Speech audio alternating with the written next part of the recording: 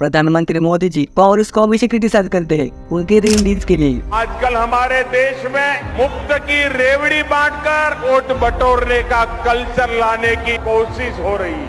मुफ्त की रेवड़ी बांटकर मुफ्त की रेवड़ी की राजनीति की वजह से राज्य कर्ज में डूबते चले जा रहे हैं और आने वाली पीढ़ियों का भी वो खा जा रहे हैं। इसका मतलब कांग्रेस हमेशा गरीब जनता में मुफ्त की चीजें और स्कीम्स बांटकर ओर्स खरीदते हैं और ये ओर्स अपनी तरफ करने का काफी खराब तरीका है।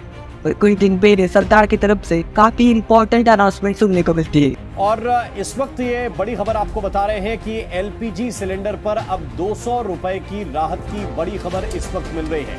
इसकी कई बीजेपी मिनिस्टर्स ने काफी वाहवाही की। प्रथम सेवक है पर भाई के ओर से बहनों को रक्षाबंधन का गिफ्ट है। You have a pro-poor PM। पर इस पर अपोजिशन का कहना है कि सरकार ने ये डिसीजन इसलिए लिया है कि वो अपोजिशन से डर रहे हैं। और कर्नाटका के लोगों ने इनको रिजेक्ट किया महंगाई के कारण, बेरोजगारी के कारण, इसलिए केंद्र सरकार डरी हुई है।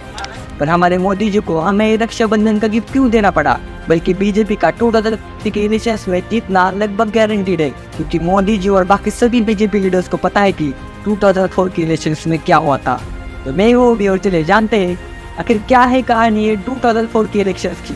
आगे चलकर आप में से कुछ लोगों को एनडीए समझ में नहीं आएगा, तो मैं बता दूं एनडीए मतलब आरएनए वाला नहीं, एनडीए मतलब नेशनल डेमोक्रेटिक अलायंस, जो कि बीजेपी और बाकी राइट विंग पार्टीज का पॉलिटिकल ग्रुप या फिर गठबंधन है। तो फिर वापस आते हैं कहानी पर। साल था 2004, सभी जनरल इलेक्शन की तैयारी में लगे हुए थे। एक तरफ थी प्रधानमंत्री अटल बिहारी वाजपेयी की बीजेपी और बाकी एनडीए सरकार, जिनका इलेक्शन के लिए नारा था इंडिया शाइनिंग।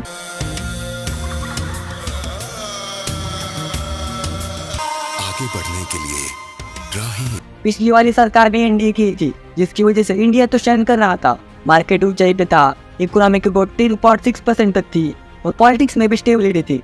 सभी को लगता था कि इस बार का इलेक्शन एनडीए की सरकार ही जीतेगी, पर हुआ कुछ और ही।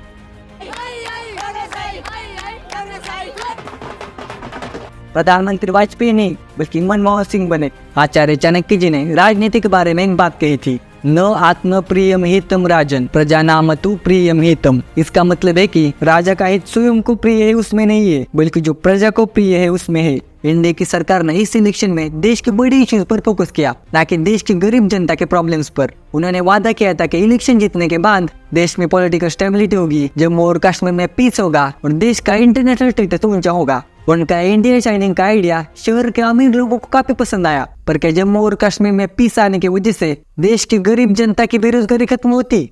और कांग्रेस ने इसी बात पर निशाना साधा। उन्होंने पूछा कि अभी तक इंडिया तो शाइन कर रहा है, पर इससे आम आदमी को क्या मिला? उन्होंने वादा किया कि वो कई सारे स्कीम्स लॉन्च करेंगे आम आदमी की मदद करने के लिए, जैसे कि national rural employment guarantee act यानी कि नरेगा और फार्म लोन वेवर।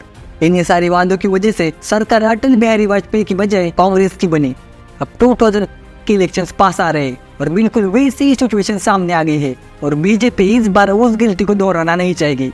इसलिए आगे चलकर बीजेपी की तरफ से हमें इसे कई सारे तोहफे देखने को मिल सकते हैं। ये बात हो गई बीजेपी की स्ट्रेटेजी की, पर क्या सच में सरकार ने जारी किए गए सभी स्कीम्स हम तक पहुंच रहे हैं? कुछ दिनों पहले न्यूज़पेपर्स में इश्तिहार आया, दिख रहा है? इश्तिहार दिख रहा है? इस इश्तिहार में बोल रहे हैं कि thanks to the PM's Awas Yojana I have got a roof over my head है, और मेरे जैसे 24 लाख लोग और हैं जिनको छत मिल गई और अब हम सब आत्मनिर्भर हो गए हैं। तो we found the lady who is here and we have to talk to हर।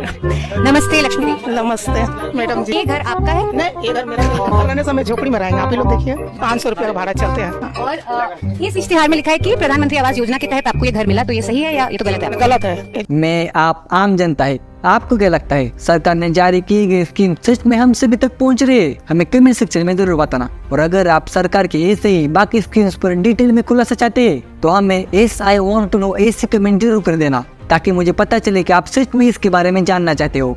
तो thanks for watching, do subscribe my channel and stay curious, क्योंकि जानना जरूर है।